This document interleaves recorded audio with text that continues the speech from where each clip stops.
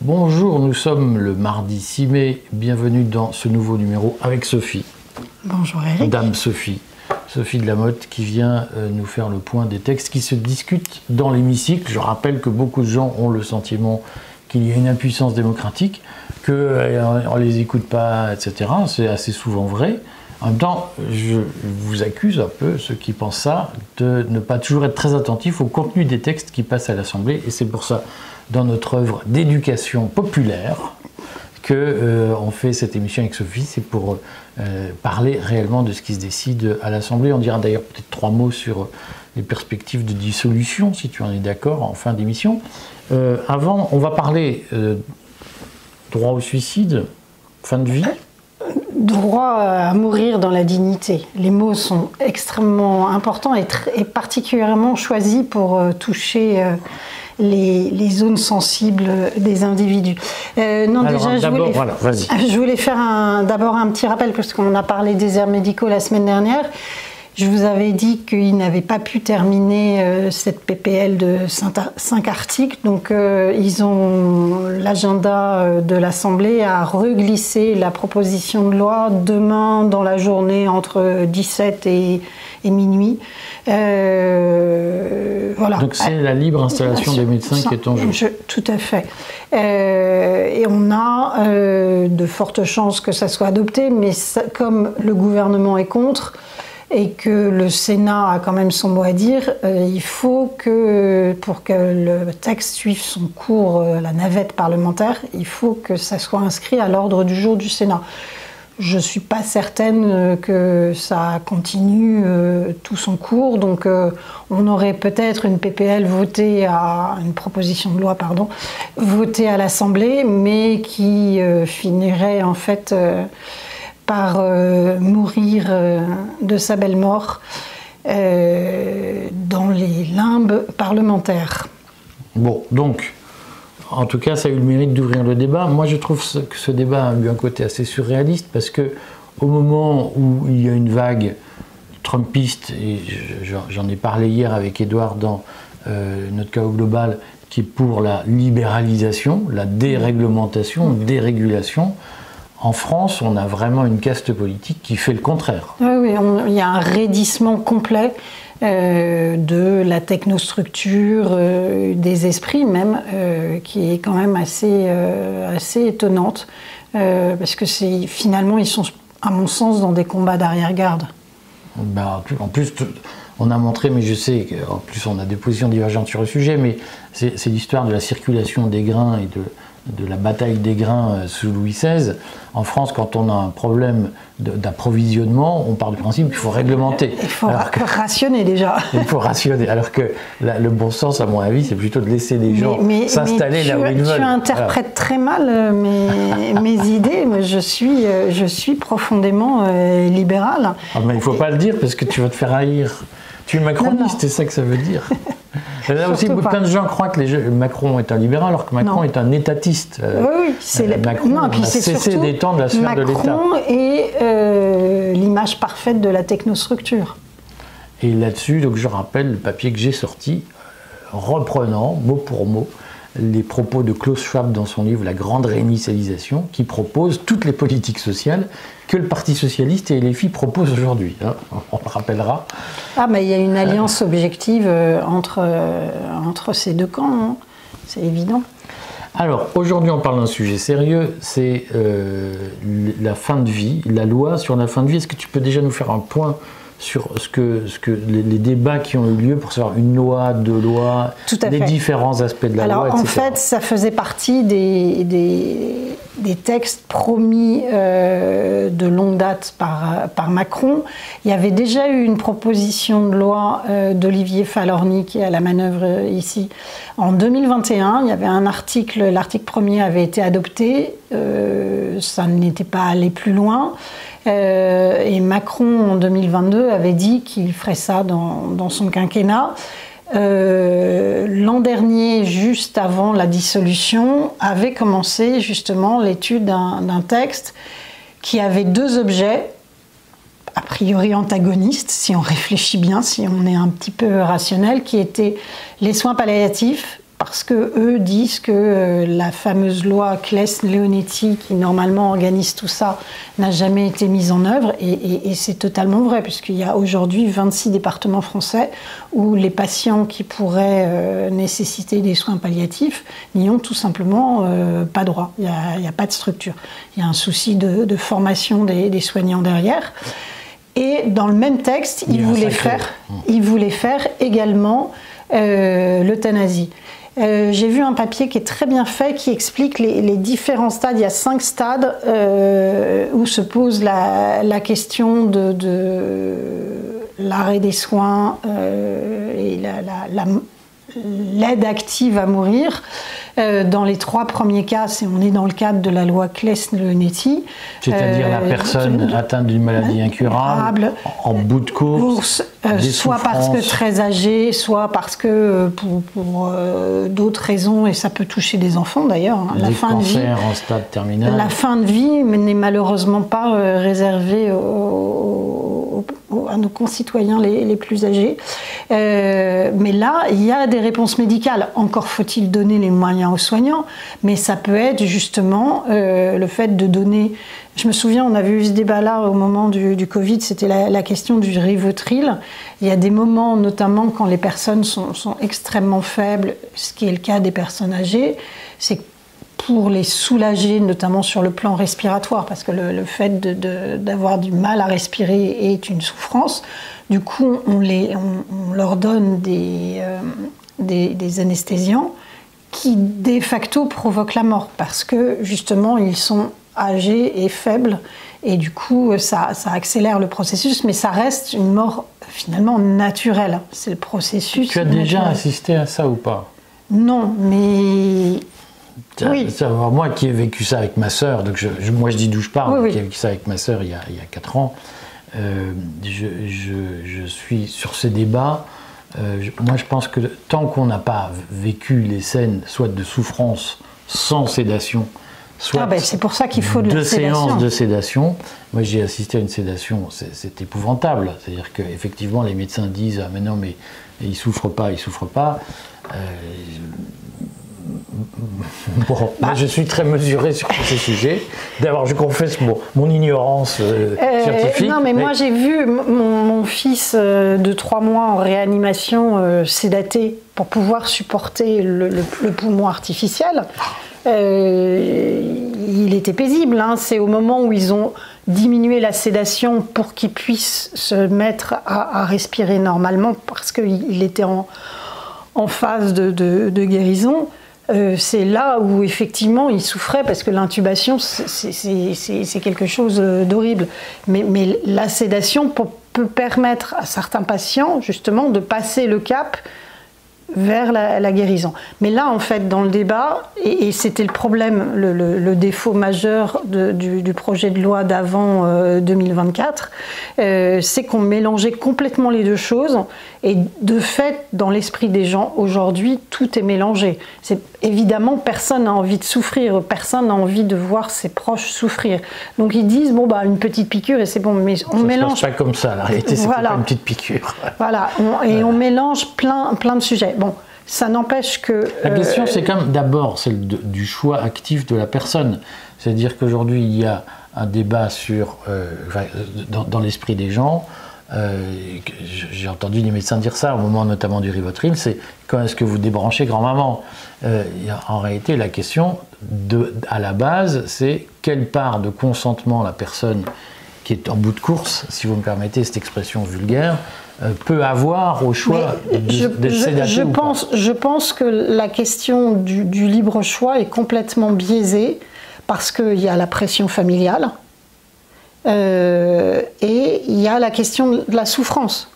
C'est que quand on souffre, ça m'est arrivé d'avoir des épisodes médicaux, voilà. Quand on souffre, c'est évident que ça perturbe complètement le fonctionnement rationnel de l'esprit. Ça doit rester d'abord, quand c'est possible, un choix individuel que de dire j'organise ma vie et certains veulent mourir dans la dignité, on va en dire quelques mots, mais si tu veux mourir dans la dignité, voilà, si tu veux mourir dans l'indignité, tu dois aussi avoir le droit de mourir dans l'indignité. J'ai relevé, il y a des mots-clés, comme je disais, qui titillent, à mon sens, les bas instincts,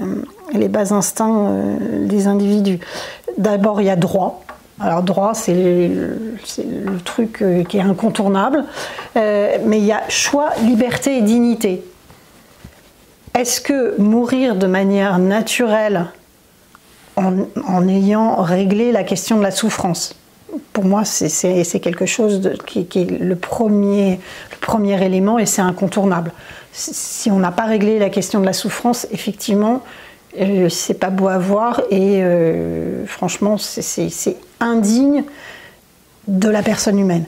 Mais la question de la Moi, j'ai vu ma sœur mourir officiellement sans souffrance et c'était indigne. Voilà. Il y a des gens aussi qui sont dans l'idée que souffrir, ça élève l'âme. Enfin bon, moi j'ai un peu du mal à adhérer à ça. Je pense que là, tout le débat est faussé par l'introduction de ces mots-là. C'est que la mort naturelle et la vie de son commencement à sa fin est naturellement digne parce que c'est lié à la personne humaine. Oui, c'est pour ça que mourir dans l'indignité, je ne sais pas ce que ça veut dire. Oui, on a un cancer, on souffre si effectivement la personne dit la souffrance est insupportable et c'est bien naturel. Il faut l'aider. Mais expliquer que ceux qui font le choix de ne pas se faire sédater sont des gens indignes, meurent dans l'indignité, c'est une formulation c'est un mensonge qui me pose problème. Je suis entièrement d'accord, c'est scandaleux. La mort naturelle peut être totalement digne. Moi, je connais plein d'exemples de gens qui sont morts de manière totalement admirable, entourés par les leurs, pour certains en pleine conscience jusqu'au bout. Leur douleur était traitée, sans qu'ils soient non plus complètement dans les vapes. Donc ça, c'est possible. Et je dirais que ça serait justement la dignité et l'ambition d'une société civilisée que de pouvoir procurer ça à ses concitoyens. Là, aujourd'hui, on est pour moi dans un débat civilisationnel. C'est qu'effectivement, on a totalement perverti. Et c'est pour ça que je pense que c'est vraiment important de refaire l'historique de ce sujet, de l'euthanasie, du droit de mourir dans la dignité, comme ils appellent, parce qu'en fait, on s'aperçoit que c'est un vieux projet. C'est quelque chose qui est inscrit à l'agenda d'un certain nombre de personnes depuis très longtemps. Il faut que tu poses la question de la franc-maçonnerie dans cette opération, puisque les gens qui... moi, je fais partie de ce... Moi, j'ai été franc-maçon, tout le monde le sait, et je suis un adversaire de ces lois qui disent que mourir piqué, c'est mieux que mourir non piqué. Et je trouve que l'État n'a pas à se mêler de ces affaires, ou en tout cas doit prendre les postures. On est bien d'accord. Voilà. Mais c'est vrai que le Grand Orient de France, donc on a eu ce débat, je le traduis parce qu'elle est pudique, je ne sais pas dire, on a eu ce débat avant l'interview, puisque Emmanuel Macron, hier, lundi, est allé prononcer un discours à la Grande Loge de France, à laquelle moi j'ai appartenu pendant 5 ans, à laquelle je n'appartiens plus depuis 10 ans, mais à la Grande Loge de France qui est déiste. Et qui n'a pas les mêmes la Grande Loge de France n'obéit pas aux mêmes constitutions que le Grand Orient qui, depuis 1880, je ne sais plus combien, a pris des positions extrêmement dogmatiques, et par ailleurs, le Grand Orient est très engagé sur les questions sociétales, alors que la Grande Loge de France, qui est minoritaire par rapport au Grand Orient, mais la Grande Loge nationale de France, elle est sur la même ligne que la Grande Loge de France. La Grande Loge nationale et la Grande Loge de France n'ont pas de position sociétale, parce qu'elles n'ont pas la même vision du monde. Mais le Grand Orient porte depuis longtemps cette thématique. Et ce qui est intéressant d'ailleurs, c'est que tous ces sujets sociétaux, en fait, ça tourne autour de la mort, du droit de délivrer la mort, ou non. C'est-à-dire ça a été l'avortement dans les années 60, jusqu'en 1974. Ensuite, ça a été la peine de mort. C'est-à-dire que là, pour le coup, l'État n'a pas le droit de donner la mort. Et enfin, l'étape ultime, c'est l'euthanasie. C'est-à-dire qu'on a interdit la peine de mort dans le système pénal, mais on le réintroduit en fait dans le système social, c'est dans la sécurité sociale. C'est les articles de la proposition de loi qui vont être débattus la semaine prochaine, ça modifie le code de la santé publique. Il y a un droit à mourir qui va être inscrit dans des articles du code de la santé publique, ce qui est quand même un comble. Et on parlera aussi de la question des soignants là-dedans, parce que on rappelle le serment d'Hippocrate et puis le serment des pharmaciens qui est assez semblable, c'est que primum non nocere quand même. Donc là, ça pose d'emblée un problème pour le personnel soignant, mais on en revient aux auteurs de ce texte. C'est d'abord Olivier Falorni. Alors Olivier Falorni, c'est quand même très intéressant, franc-maçon, Grand Orient. C'est prouvé ou c'est une rumeur? Est-ce qu'il s'est désocculté? Est-ce qu'il s'est dévoilé? Je ne suis pas allée lui demander personnellement, mais ça est dans plusieurs articles, c'est un élément qui revient de sa présentation, c'est-à-dire qu'il l'assume. Dès 2013, en fait, il avait déposé une proposition de loi. C'était encore lui en 2021. Et là, ce qui est intéressant, c'est qu'on est sur, a priori, une promesse de campagne de Macron, mais ce n'est pas un projet de loi, c'est-à-dire que ce n'est pas assumé par le gouvernement. C'est, encore une fois, une proposition de loi d'Olivier Falorni. Et puis à côté, il y a donc, sur la demande de Macron qui voulait scinder les deux sujets, on a une proposition de loi de Madame Vidal sur les soins palliatifs, qui existe déjà, mais là... Elle était médecin, elle, Vidal, c'est ça? De mémoire. Ah, je t'ai collé. Je crois qu'elle était médecin. Tu confonds pas avec le dictionnaire Vidal? Peut-être. Je plaide coupable si c'est le cas. Non... Monsieur Falorni, qui a commencé chez les socialistes, qui avait battu Ségolène Royal à La Rochelle. Tu me coupes mes effets. Excuse-moi. Il était dissident socialiste parce qu'il était contre l'investiture de Ségolène Royal à La Rochelle par le Parti socialiste. Donc il a réussi un beau coup parce qu'il avait été très largement élu en 2012 face à Ségolène Royal. Il a été réélu en 2017, en 2022 et en 2024, donc il tient vraiment bien sa circonscription. Ce qui est drôle, c'est que comme il avait été exclu du Parti socialiste, qu'il n'avait pas le droit de siéger dans le groupe socialiste et apparenté, il était parti chez les radicaux de gauche. Et là, aujourd'hui, moi j'en étais restée au radicaux de gauche, et à ma grande surprise, je vois que son étiquette actuelle, c'est Modem.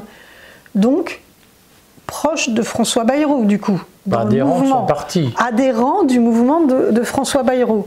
Je rappelle quand même que le Modem, pour les vieux de la vieille comme nous, c'était quand même la démocratie chrétienne. Donc parler de droit à mourir chez des démocrates chrétiens, on sort quand même du cadre de la matrice idéologique de la démocratie chrétienne, mais elle n'est plus ce qu'elle était. Pour équilibrer l'information, il faut préciser que François Bayrou est contre ce droit à mourir, qu'il a lutté pour dissocier les deux lois en disant « moi je peux soutenir les soins palliatifs parce que ça fait partie de ce qui me paraît de bon sens aujourd'hui, mais je ne peux pas soutenir le droit à mourir parce que François Bayrou, comme on en a eu confirmation au moment de l'affaire Betterham, puisqu'il a inscrit sa fille dans ce lycée traditionnel. C'est 6 enfants. C'est 6 enfants, donc déjà il y a 6 enfants, c'est déjà un aveu de culpabilité. C'est une blague, je sais, sur un sujet, mais il faut dédramatiser. Et François Bayrou est, lui, fondateur du Modem, hostile au droit à mourir. Il ne s'en cache pas d'ailleurs. Oui. Ce qui montre que la réalité est plus nuancée que... Oui, mais alors il y a les effets d'affichage, parce que typiquement, et puis il y a la réalité. Typiquement, les soins palliatifs, ça existe déjà en France. C'était prévu par la loi Claes-Leonetti de... 2000 et quelques 2005, je crois. 2005 de mémoire, oui, parce qu'il y avait une commission avant. Ensuite, c'est juste une question de moyens. Aujourd'hui, 26 départements ne proposent aucun service de soins palliatifs. il n'y a pas les moyens dans ces départements. C'est une question de choix politique, hein, c'est une question d'arbitrage. Mais donc aujourd'hui, refaire un texte de loi sur les soins palliatifs, si derrière, au moment du budget, on ne rajoute pas de moyens, c'est totalement hypocrite. Donc on les attend au tournant à l'automne. Hein. C'est est-ce que, suite au vote de la proposition de loi sur les soins palliatifs, est-ce que effectivement ils mettent les moyens sur la table pour que dans les 26 départements aujourd'hui sans soins palliatifs se créent des unités de soins palliatifs et puis pas des petites unités, c'est-à-dire c'est pas 2 lits dont on a besoin département par département. Aujourd'hui en France, on dit qu'il faut au moins 12 lits pour 10 000 habitants. Ça me paraît beaucoup. C'est l'idéal, c'est ce qui est atteint en PACA, en région PACA. Mais il y a beaucoup de personnes âgées en PACA. Oui, peut-être, mais ils ont mis les moyens. C'est une question de moyens. C'est combien de lits et combien de soignants derrière pour accompagner non seulement les patients, accompagner les familles. C'est des choses quand même assez lourdes à mettre en place, mais à notre honneur, à l'honneur de notre pays et de la civilisation française. Parce qu'on est vraiment au cœur de la civilisation. Je te rappelle que pour les ethnologues et les paléontologues, le début de la civilisation, c'est quand ils ont trouvé dans une grotte un squelette, donc d'homme préhistorique, qui avait eu une fracture réparée. C'est le soin au plus faible qui marque le début de la civilisation. Et donc là, la question c'est que fait-on des plus faibles ? Pour en revenir aux protagonistes, il faut qu'on parle aussi de M. Romero, Jean-Luc Romero, qu'on a connu... Protagoniste non pas sur les soins palliatifs, mais sur le droit à mourir. Tout à fait. C'est quelqu'un qu'on connaît depuis les années 90, qui est apparu dans l'univers politique. Alors, il était longtemps conseiller régional d'Île-de-France. UMP, à l'époque, je ne sais plus comment ça s'appelait. Oui, c'était peut-être encore le RPR. RPR, peut-être. À l'époque. Oui. C'était juste, ça devait être juste avant la fusion RPR. EDF qui a créé l'UMP. Il était à ce moment-là militant du mariage homosexuel. Donc il a obtenu gain de cause en 2013. Il était aussi militant, il avait monté une association d'élus locaux contre le sida. Noble cause. Et donc, maintenant qu'il a rempli son agenda... Il s'est outé à l'époque, si mes souvenirs sont bons, comme militant en tant qu'adhérent de l'UMP, et comme son outing a laissé susciter des réactions controversées dans son parti, il a changé de parti, et il est devenu ensuite socialiste ou radical de gauche d'ailleurs, je ne sais plus, on ne m'en voudra pas. Si et lui aussi membre du Grand Orient, il ne s'en cache pas. C'est vrai ? Oui, tout à fait. Et donc il a participé à la création d'une association qui est absolument incontournable, et on le voit en ce moment dans les différents journaux, hein, des tribunes et autres. C'est l'Association pour le droit à mourir dans la dignité. Donc encore une fois, le choix des mots vraiment très sensible. Et l'ADMD est extrêmement mobilisé depuis déjà une dizaine d'années sur cette nouvelle étape, ce nouveau droit à créer. Voilà, donc voilà les protagonistes. Pour équilibrer l'information, donc on précise que Romero, par ailleurs, est malade du sida, qu'il est en trithérapie depuis des années, et lui, son argument très personnel, c'est de dire « je ne veux pas mourir comme j'ai vu un certain nombre de copains, entre guillemets, mourir, et je veux pouvoir choisir ma mort ».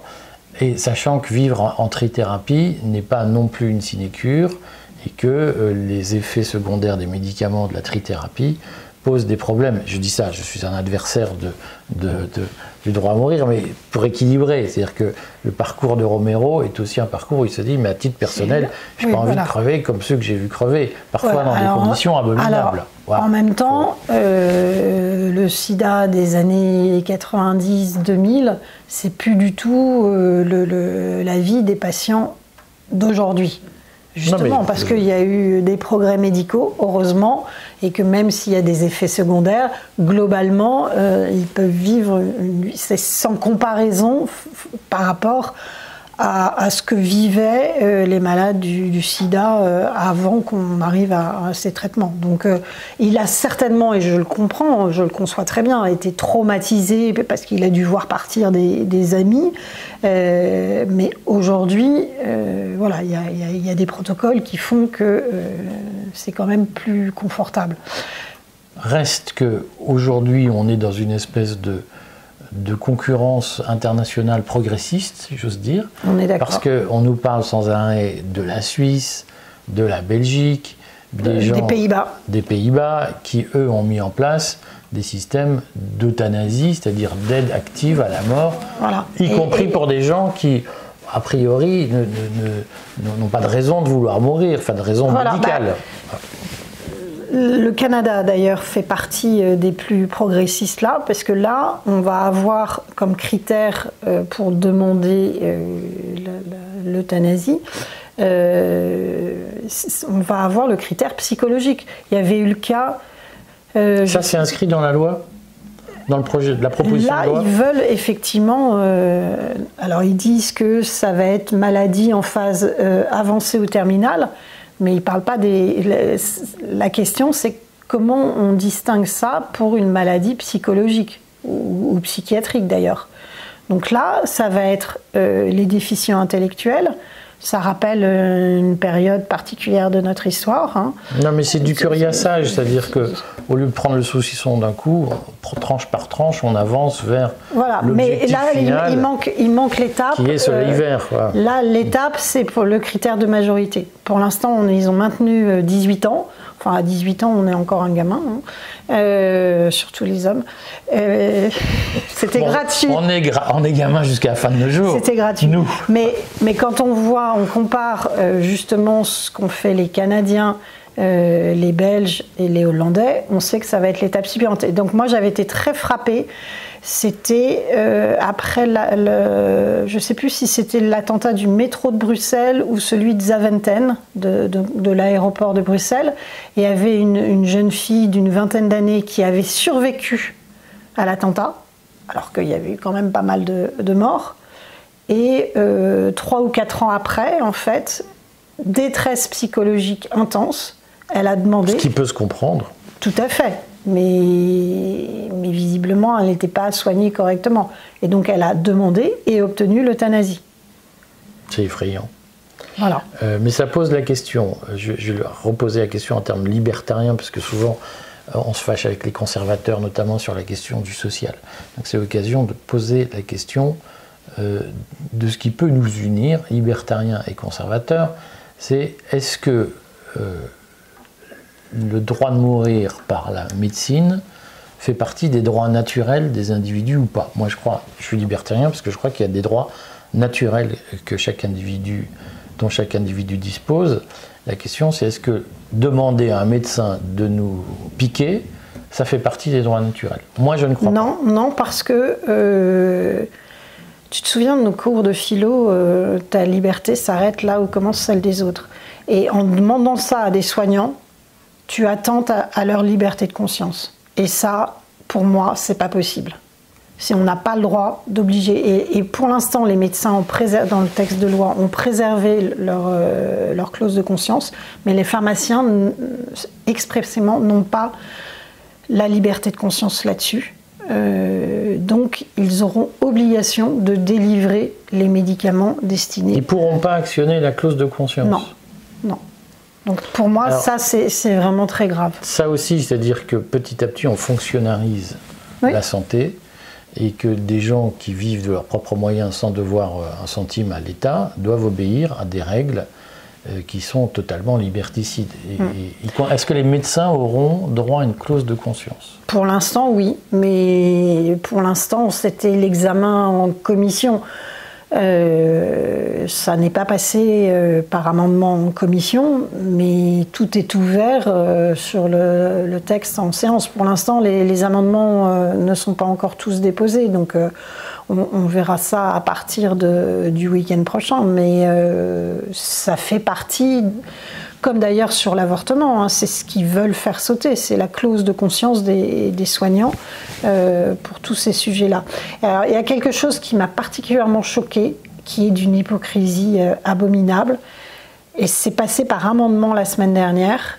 C'est que quelqu'un qui aura donc obtenu les médicaments soit pour se tuer lui-même, soit obtenu des soignants qui mettent un terme à son existence, sur le certificat de décès, il sera inscrit mort naturelle. Ce qui est un mensonge, on est dans Orwell. On est dans, en fait, je veux dire, puisque je ne trahis pas de secret en disant que tu es plutôt d'obédience catholique. Tout à fait. C'est aussi votre problème, c'est-à-dire que, au fond, les catholiques en France ont accepté progressivement le remplacement du salut par la santé, et spécialement la santé publique. Et au fond, vous avez considéré que la providence n'était plus une affaire d'Église, mais une affaire d'État.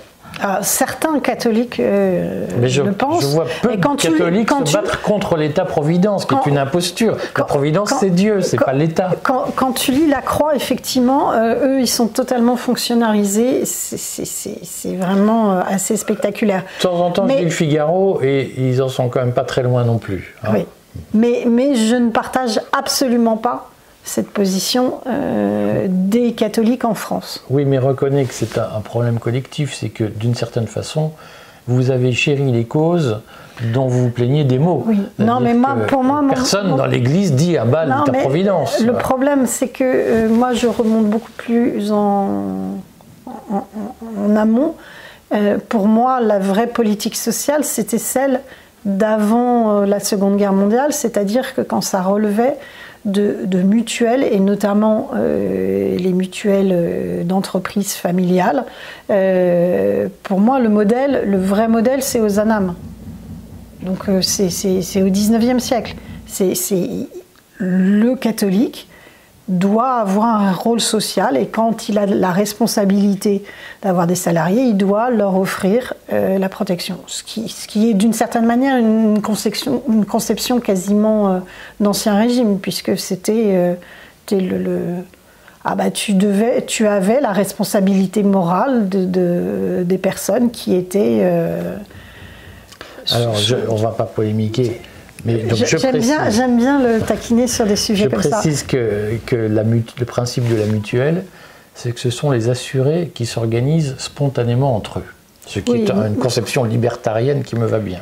Oui, mais c'était souvent dans les années entre la fin du 19e et la fin des années 30, ça a souvent été à l'instigation, notamment autour de Lyon, le patronat lyonnais, qui était particulièrement marqué par ces idées-là. Celui du Nord. Et celui du Nord aussi. C'est Léon XIII. C'est Rerum Novarum. Novarum, bien sûr. Oui, mais Ozanam, c'était bien avant. C'était une tentative de récupération de cette excellente idée mutualiste qui est l'organisation spontanée des travailleurs, sans intervention du patron. Oui, je trouve ça beaucoup plus simple. Mais parce que ça trouve un écho dans ce qu'on appelle la doctrine sociale de l'Église. Donc c'est l'exercice, en concurrence avec le marxisme. C'est l'exercice du devoir de charité qui revient à chaque individu, et donc un devoir de solidarité, mais une solidarité naturelle qui n'est pas institutionnalisée par l'État, qui est le problème qu'on trouve aujourd'hui depuis 1945 avec l'institutionnalisation.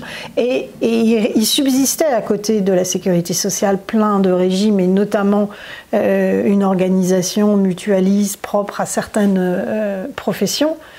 Et il y a eu une entreprise qui s'est poursuivie gouvernement après gouvernement, quelle que soit l'orientation politique, d'unifier tout ça, et donc de raboter tout ça pour que tout se fonde dans la sécurité sociale. Dans l'État-providence. Et l'État-providence. Je vais t'offrir mon livre sur la sécurité sociale. Tu vas apprendre des choses. Dédicacé, j'espère. Dédicacé. Voilà. Donc, et ce devoir...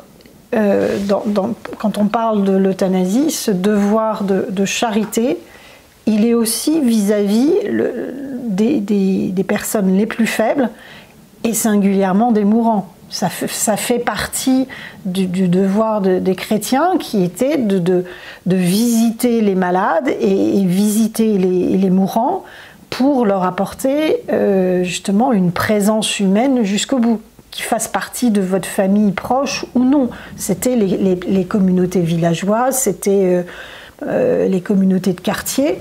Donc là, on restait dans un dialogue humain. C'est-à-dire que même quand on savait que la personne n'avait plus pour très longtemps à vivre, c'était là où justement on devait lui apporter jusqu'au bout aide et secours.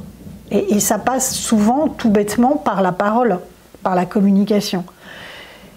Ce qui me choque et qui est sous-jacent, parce qu'on a parlé pour l'instant de la limite de majorité qui pour l'instant protège nos enfants, mais par contre il y a quelque chose qui est horrible et qui inquiète énormément de personnes en France, c'est la question de ce qu'on appelle les handicapés, même si ça recouvre plein de situations, mais typiquement, comme on l'a vu avec le diagnostic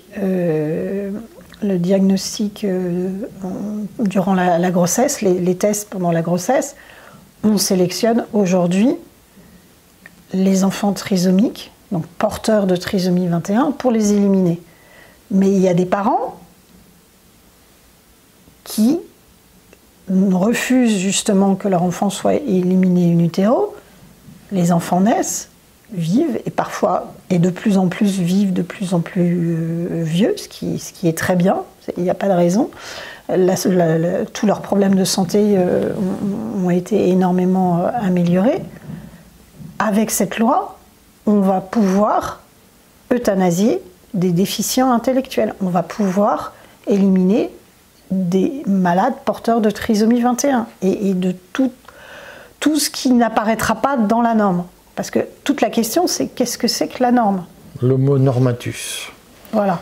Donc ça, c'est vraiment très très inquiétant. Et quand on parle handicapé, déficient intellectuel, très vite on tombe aussi sur les dépressifs et les malades psychiatriques. Encore une fois, ça rappelle une période dramatique de notre histoire où il y avait un programme officiel d'un État d'élimination des êtres anormaux, le programme T4.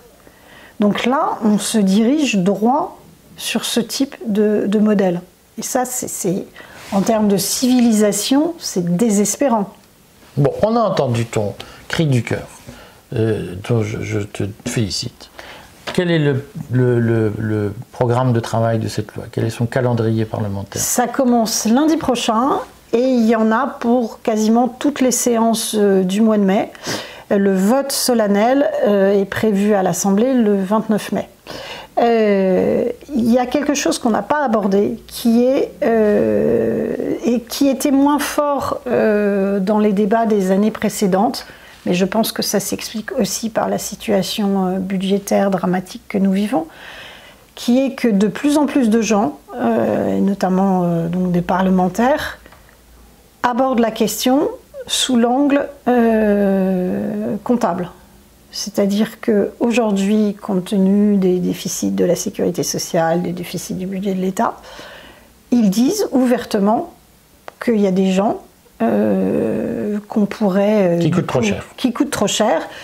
C'est l'argument de dire, et qui est vrai, hein, pour la sécurité sociale, c'est ta dernière année de vie qui coûte le plus cher à la collectivité. On fera une émission la semaine prochaine là-dessus, parce que je vois que tu as envie de parler de problèmes sociaux.